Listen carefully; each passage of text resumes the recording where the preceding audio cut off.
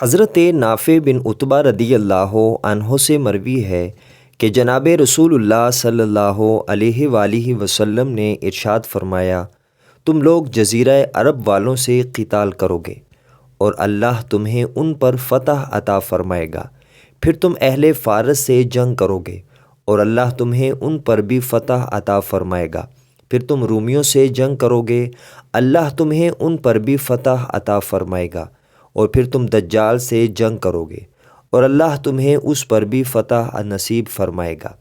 حضرت جابر رضی اللہ عنہ فرماتے ہیں، اس کا مطلب یہ ہے کہ فتح روم سے پہلے دجال کا خروج نہیں ہوگا۔ مسند احمد حدیث نمبر 1540۔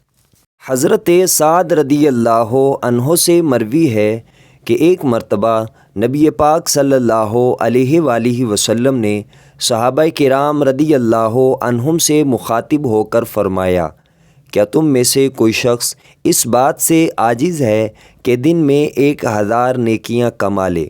صحابہ کرام رضی اللہ عنہم نے عرض کیا، یا رسول اللہ صلی اللہ علیہ وآلہ وسلم، اس کی طاقت کس میں ہے؟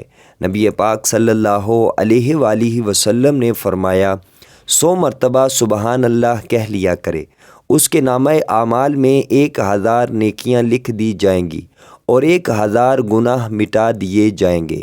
مسند احمد حدیث نمبر 1563۔ حضرت سعد رضی اللہ عنہ سے مروی ہے کہ جناب رسول اللہ صلی اللہ علیہ وآلہ وسلم نے ارشاد فرمایا، جو شخص صبح نہار منہ عجوہ کھجور کے 7 دانے کھا لے، اسے اس دن کوئی زہر یا جادو نقصان نہیں پہنچا سکے گا۔ مسند احمد حدیث نمبر 1571۔